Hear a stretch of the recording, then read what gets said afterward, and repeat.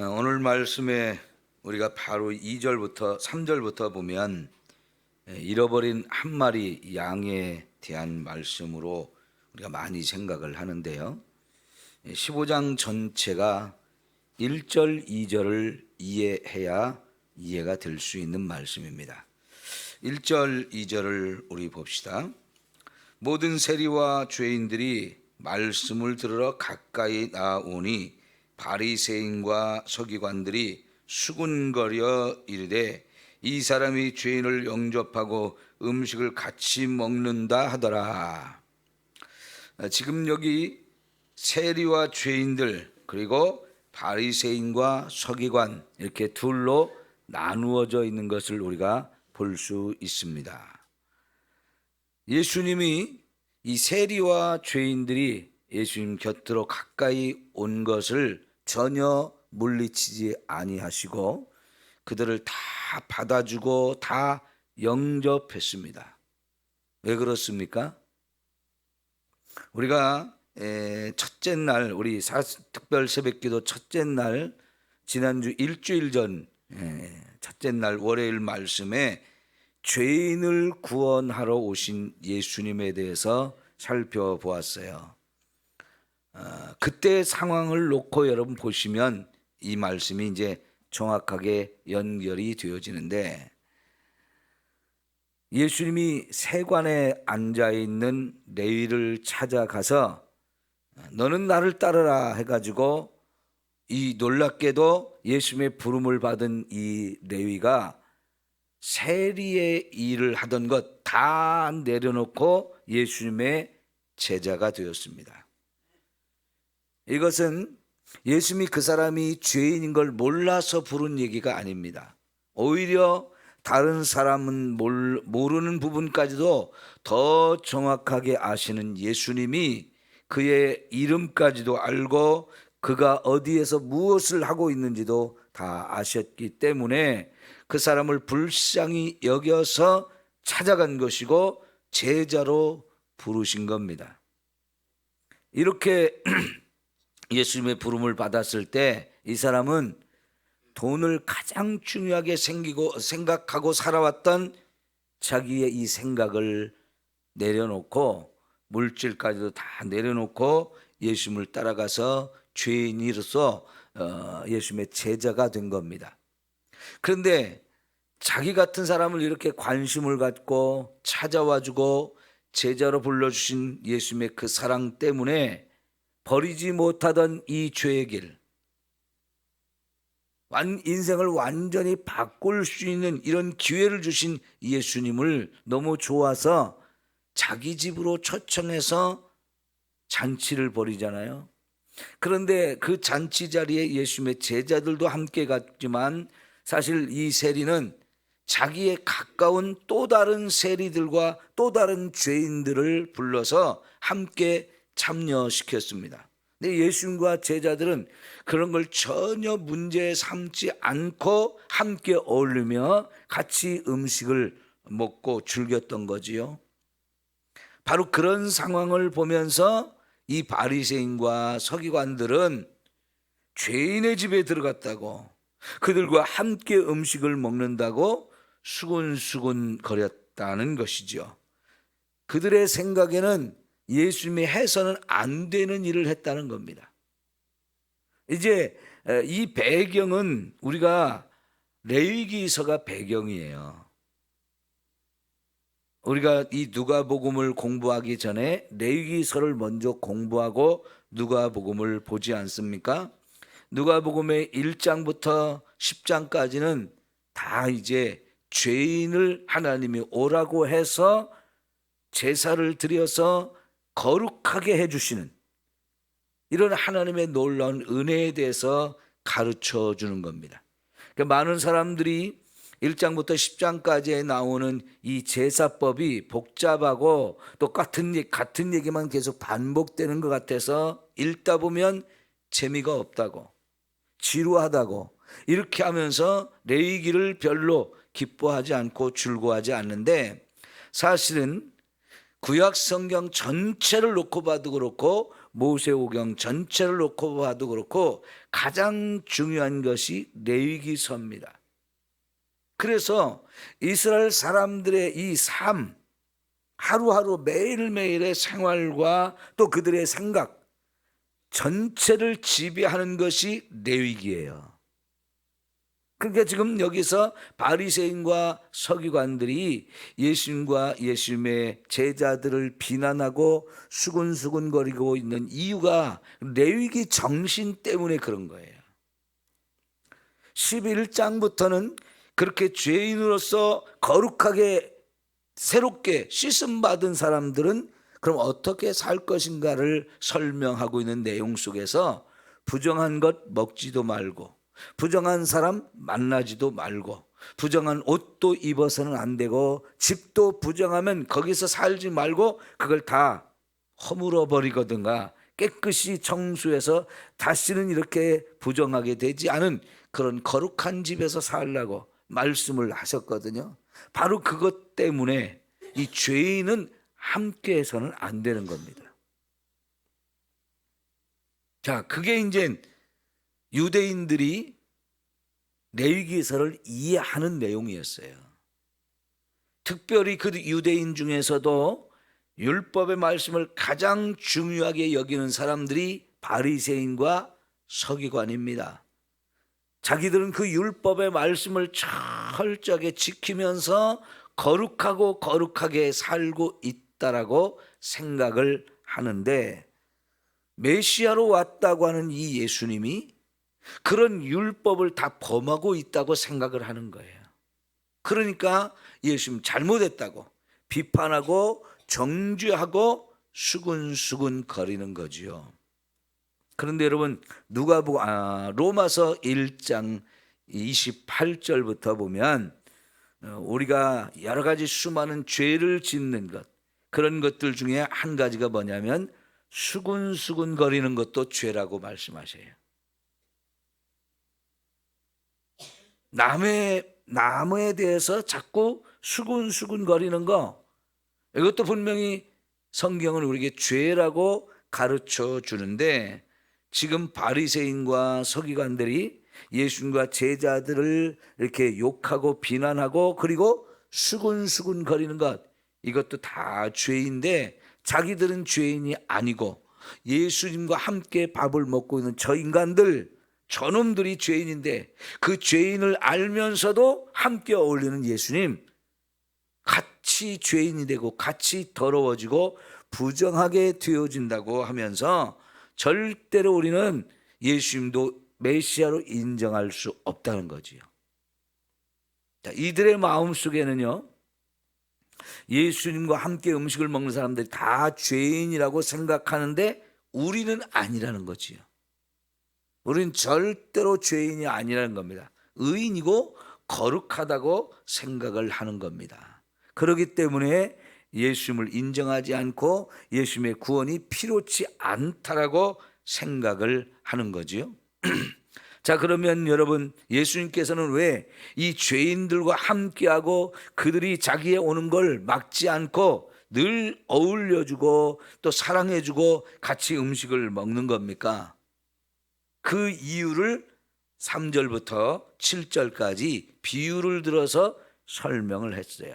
그리고 이 7절에 결론을 얘기해 주죠. 7절부터 우리 한번 읽어봅시다. 시작. 내가 너희에게 이르노니 이와 같이 죄인 한 사람이 회개하면 하늘에서는 회개할 것 없는 의인 99으로 말미암아 기뻐하는 것보다 더하리라.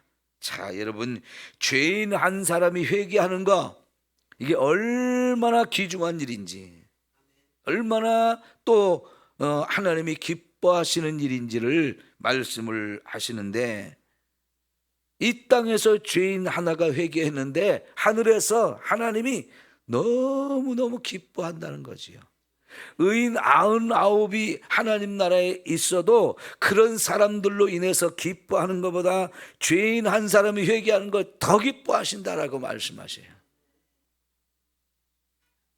여러분, 이 잃어버린 양 다음에 또 잃어버린 드라크마 하나를 찾은 것, 이야기가 나오고, 또 우리가 잘 알고 있는 집을 떠났던 탕자가 돌아온 이야기를 또 하시는데, 똑같은 얘기를 다른 비유를 들어서 3번이나 반복해서 말씀을 하셔요. 그래서 여러분, 이제 8절부터 10절까지 드라크마 얘기를 하는데, 그 10절을 또 읽어봅시다.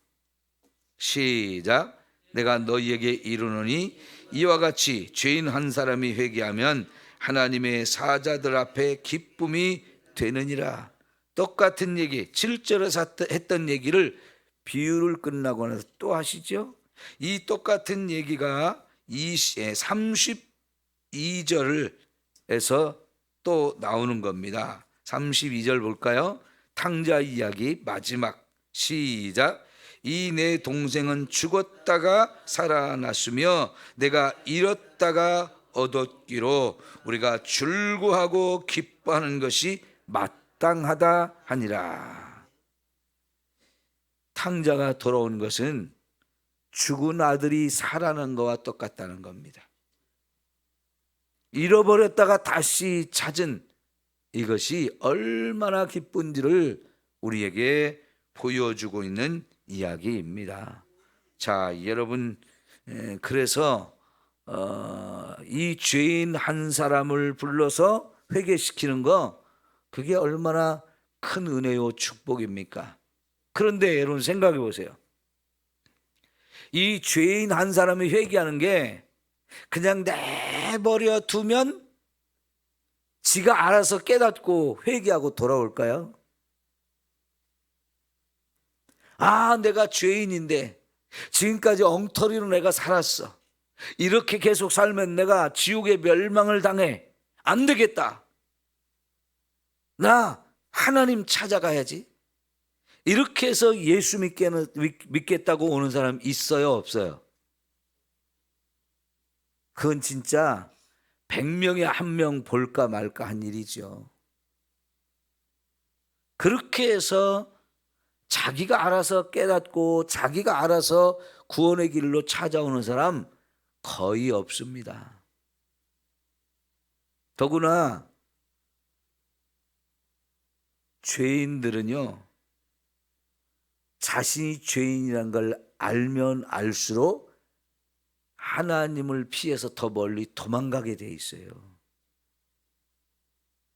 그들은 어둠 속에 있는 것이고요, 빛 가운데 있는 것을 두려워합니다. 왜요?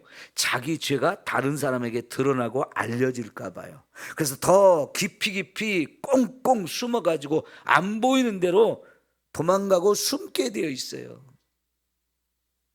그러니까 시편 139편에서도 거기 다윗이 회개를 하면서 자기가 회개하기 전에 어떤 마음이었느냐, 내가 새벽 날개를 쳐서 저 바다 끝에 가서 하나님 없는 곳에 가서 숨어 살아야지 하고 도망갔더니 하나님이 거기까지 나를 찾아오시더라. 하나님은 거기에도 계시더라. 도망갈 곳이 없다 그랬어요. 근데 사실은 예수 믿는 사람은 그래요. 예수 믿는 사람은 하나님 피해서 죄를 졌을 때 도망가고 싶은 마음에 팍 도망가도 하나님을 피할 수 없다는 걸 깨닫게 되고 돌아오거든요. 그런데 이렇게 죄인들은요, 자기 죄가 드러날까 봐 더 멀리 도망가고 꼭 숨어요. 그래서 자기 스스로 깨닫고 돌아오기가 어렵거든요. 그런 사람들을 향해서 사랑의 마음, 불쌍히 여기는 마음을 가지고 찾아가지 않으면 안 되는 것이고요, 그 사람의 마음을 녹일 때까지 계속해서 사랑을 더해주지 아니하면 그가 스스로 나올 수가 없는 거지요. 예수님이 하늘에서 소리치는 게 아니에요. 이 죄인들아, 너희들 그냥 있으면 죽는다. 너희들 다 죄니까 내게 돌아와라. 그래서 내가 너희를 다 용서해 줄 테니까 내게로 돌아와라. 이렇게 소리친다고 해서 우리 인생이 구원받는 게 아닙니다.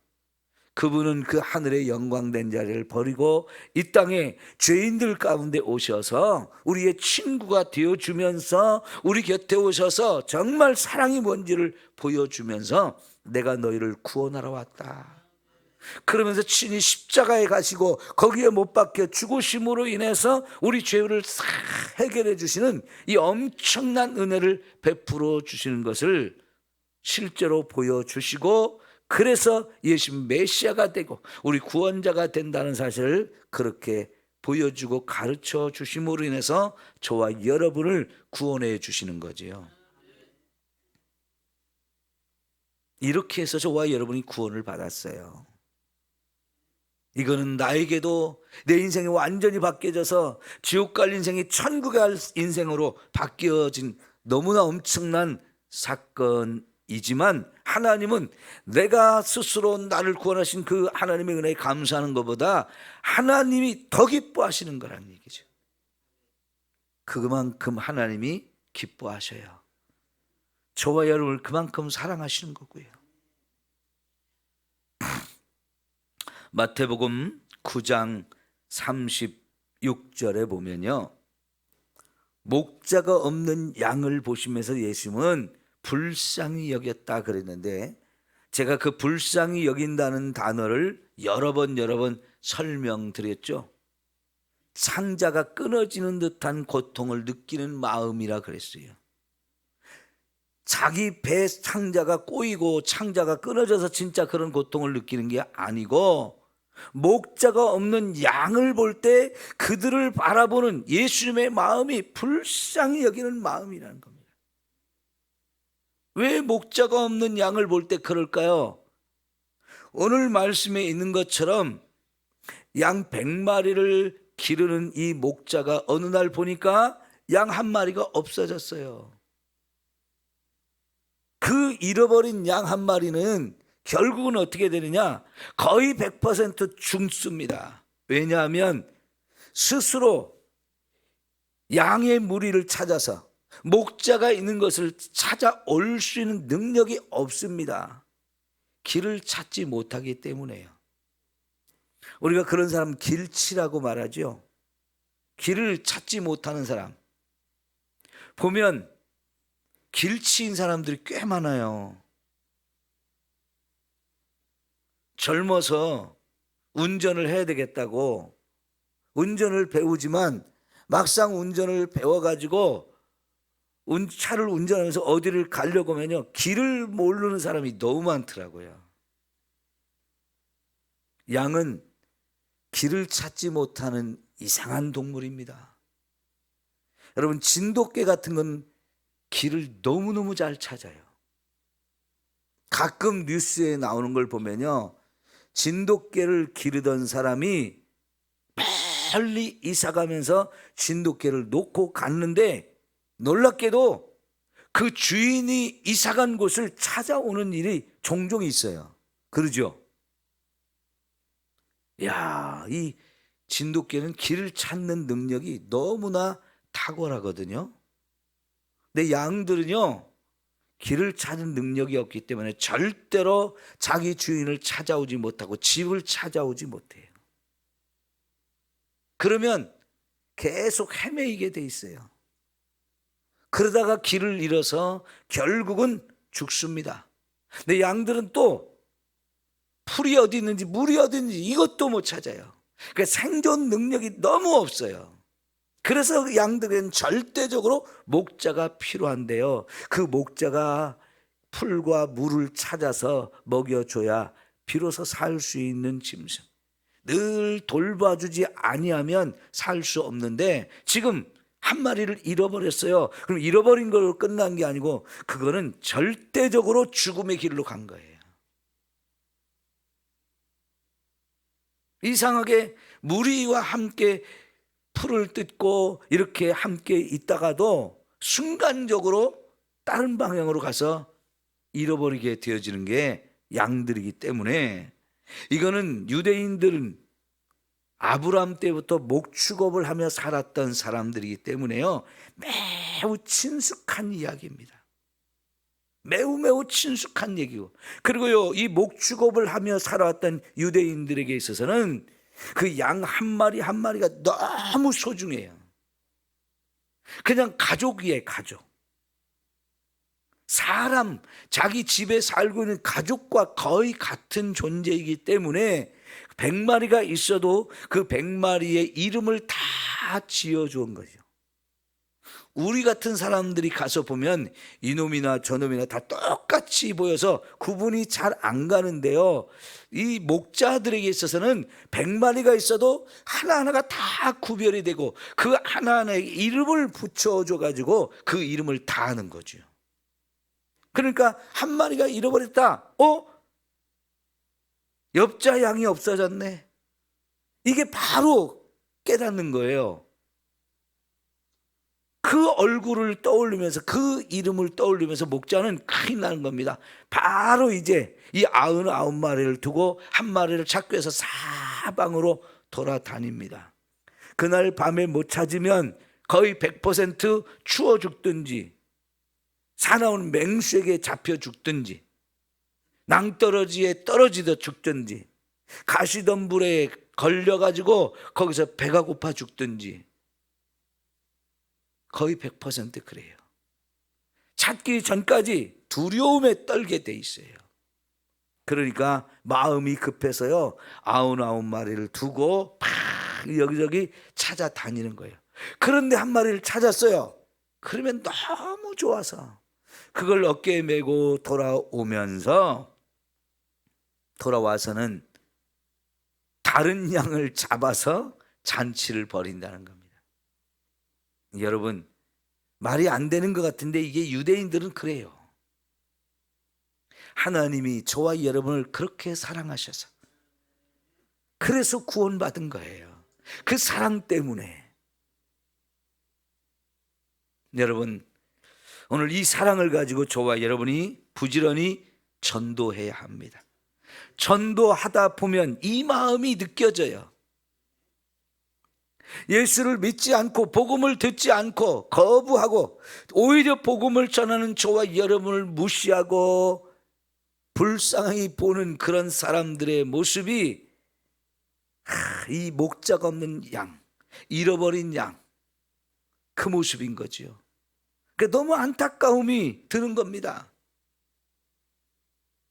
그래서 전도 현장에 또 나가지 않을 수가 없게 되어지는 거죠. 여러분, 전도하면서 이런 너무나 한 영혼을 찾으려고 몸부림을 치는 예수님의 이 사랑의 마음을 여러분 경험할 수 있기를 축원합니다. 그래요. 그런 마음이 느껴지면, 야, 나 같은 죄인을 구원하신 이 하나님의 사랑이 얼마나 큰지 내 속에서 감사부터 나와요. 내가 얼마나 큰 사랑을 받았는지, 내가 지금 예수를 믿고 있는 이것이 얼마나 큰 축복인지 이게 깨달아지기 때문에 내 속에서는 기쁨이 더 넘치는 거예요. 그리고 그 아직도 믿지 않는 사람들, 이 복음을 거부하는 사람들이 막 불쌍히 여겨져요. 그러니까 어제까지만 해도 거절하던 사람 또 찾아가는 거고 또 찾아가는 거고요. 계속 그렇게 하는 거거든요. 이게 영혼을 사랑하는 마음입니다. 그 한 영혼을 구원하고자 하는 예수님의 마음을 품는 거예요. 우리가 하고 있는 이 전도 방법이 예심 전도 방법이에요. 예심이 뭡니까? 예수님의 마음이에요. 예수님의 마음. 예수님의 마음은 결국 잃어버린 한 영혼을 사랑하고 그 영혼을 찾아가는 마음이거든요. 예수님의 마음을 품고 이렇게 전도해서 죽어가는 많은 영혼을 구원하는 저와 여러분 되어지기를 축원합니다. 여러분, 요즘 정말 열심히 이단들이 전도를 하며 다니고 있는데, 그 이단들이 전도하면 결국 그게 어떻게 하는 결과가 나옵니까? 그들을 지옥으로 끌고 가는 거지요. 여러분, 김백문이라는 사람한테서 문선명과 박태선이 배워가지고 똑같이 이단의 길을 걸어갔고요. 그 문선명에게서 이만희와 정명석이 배워가지고 똑같은 짓을 해요. 그들의 핵심적인 내용은 똑같아요. 거기다 조금 다른 방향으로 다른 덧붙이기를 해가지고 이렇게 나온 것 뿐이지요. 정명석이라는 사람이 얼마나 못된 짓을 했는지 여러분 아시잖아요. 들어봤잖아요. 그 똑같은 잘못을 범한 게 문선명이고 박대선이고 이만희거든요. 그들이 그렇게 사람들에게 막 전도 열심히 해가지고 끌고 가면 다 멸망의 길이잖아요. 근데 우리는 그 멸망길로 가던 사람들을 살려서 천국으로 인도하는 너무나 엄청난 일을 하는 거예요. 이런 엄청난 은혜의 축복을 우리가 감당하고 있다는 거 생각하면서 정말 열심히 우리 전도해서 죽어가는 영혼들을 살리도록 열심히 합시다. 기도합니다.